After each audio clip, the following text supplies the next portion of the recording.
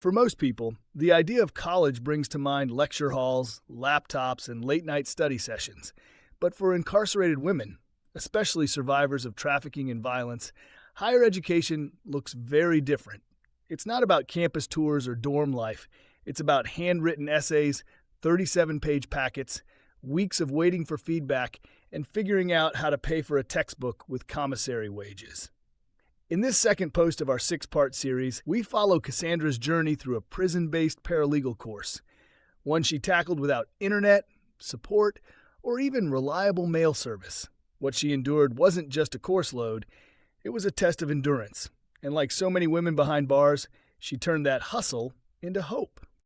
When Cassandra first saw the flyer for a paralegal certificate course taped to the bulletin board in the prison day room, she stopped in her tracks.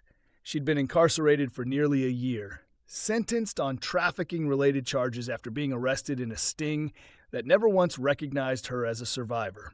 Before prison, college had been out of the question.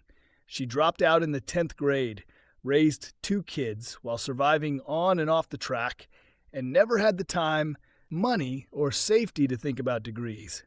Now, for the first time in her life, she felt something unfamiliar: hope. But the hope didn't last long. The course was offered through a correspondence program, which meant everything had to be done by mail. The intake packet alone was 37 pages. She needed envelopes, stamps, access to a typewriter, and at least $150 to register. She filled it out by hand using a borrowed pencil. The prison mailroom lost her application the first time. When she tried again, she was told she needed a staff signature to verify her identity, but no one on her tier had been trained to do that. By the time she finally got enrolled, she'd already missed the first assignment deadline. Still, she pushed through. She wrote essays by hand and mailed them out. She waited 3 weeks for feedback. She studied criminal law between laundry duty and early morning count. When her mom passed away, she requested an extension, but the school never got the letter. Her grade dropped, but she didn't quit.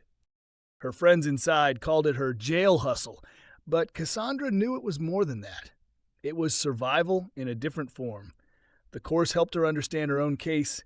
It helped her write better grievances. It helped her believe that one day she might work for justice, not just survive its absence. Cassandra's story is not unique. In fact, for many incarcerated women, especially survivors of trafficking and gender-based violence, prison is the first time anyone even suggests they might be college material. For some, it's the first time they're told they're smart. And for far too many, it's the last time they get the chance to try. Hope interrupted the reality of in-prison college. While popular media sometimes frames prison as a place where people have time to better themselves, the reality of accessing higher education inside is anything but straightforward. College programs are few and far between, often under-resourced, poorly staffed, and dependent on outdated correspondence formats. Despite recent policy wins, like the 2023 restoration of Pell Grant eligibility for incarcerated students, logistical and bureaucratic barriers remain enormous. Most incarcerated students cannot access computers, let alone the internet. In many facilities, tablets are tightly monitored and restricted to pre-approved content. Correspondence courses often require self-discipline, outside financial support, and an enormous amount of unpaid labor. Copying out textbooks by hand, tracking deadlines without calendars, paying for every sheet of paper and envelope, and waiting weeks or months for feedback from professors who may or may not understand prison life. The costs they don't tell you about. Higher education in prison is expensive, even when tuition is covered. Students are responsible for all the hidden costs: postage, paper, pens, dictionary access, and time off from prison jobs. In facilities where women earn 8 to 20 cents an hour, that means a single class can represent months of savings. In some states, prisons even charge a fee for participation in college programs, forcing students to choose between an education and commissary necessities like tampons or ibuprofen. Then there's the emotional toll. Learning in prison is an uphill battle. There are no quiet libraries or student lounges, just metal bunks, yelling from down the tier, and lights that never turn off. Classmates disappear without warning, transferred, disciplined, or released. Professors who teach by mail rarely account for trauma, grief, or the raw emotional exhaustion that incarcerated students carry. And yet, despite all this, women persist. Outside help is everything.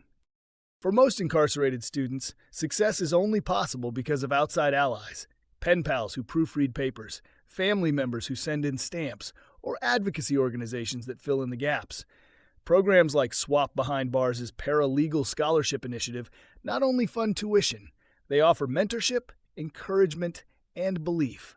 That belief is often the first and most powerful intervention in a life full of systems that said no at every turn. These partnerships matter. A single scholarship can change someone's trajectory not just because of the job they may get, but because of how it reframes their identity, from offender to scholar, from survivor to advocate. The bigger picture, education as liberation, not rehabilitation. It's time we stop framing education in prison as a bonus or reward for good behavior. It is not a privilege. It is a tool of liberation, especially for those who have been systematically denied access at every stage of life. Most incarcerated women were failed by public schools, silenced by trauma, excluded from opportunity, and funneled into criminalized survival. College isn't a luxury for them. It's a chance to reclaim their stories, heal their communities, and build futures that were never made with them in mind. The restoration of Pell Grant eligibility is a step in the right direction, but it's just a beginning. Real access means funding prison-based programs, removing barriers to technology and materials, ensuring trauma-informed support, and recognizing incarcerated people as worthy students, not just statistics. Call to action, fund a hustler, fuel a dream. At Swap Behind Bars, we're not just telling stories, we're building futures. Our paralegal scholarship program supports incarcerated survivors who are ready to become advocates, organizers, and legal warriors, but we can't do it without you. Your donation helps cover the real costs: envelopes, tuition, textbooks, application fees, and emotional support. It helps someone like Cassandra keep going, past the red tape, past the grief, and toward a future she's writing herself. Support the scholarship fund today, because justice shouldn't end at a sentence, and neither should someone's chance at a degree. Closing the chapter, opening the future. Education is more than a classroom, a test, or a diploma. For criminalized women, survivors, and sex workers, it's a form of resistance. It's a survival strategy. It's a way to reclaim power in systems designed to keep us voiceless. Throughout this series, we've challenged what education really looks like behind bars and beyond. We've named the barriers, lifted up the hustlers and healers, and made one thing clear: real learning starts when we stop gatekeeping and start listening. At Swap Behind Bars, we believe every woman, regardless of her past, deserves access to knowledge, support, and the tools to shape her own future. Thank you for reading. Now let's turn these words into action. Want to support our work, creating pathways for incarcerated women to access justice with dignity when they are released? Donate your time, talent, or treasure on our website at www.swapbehindbars.com.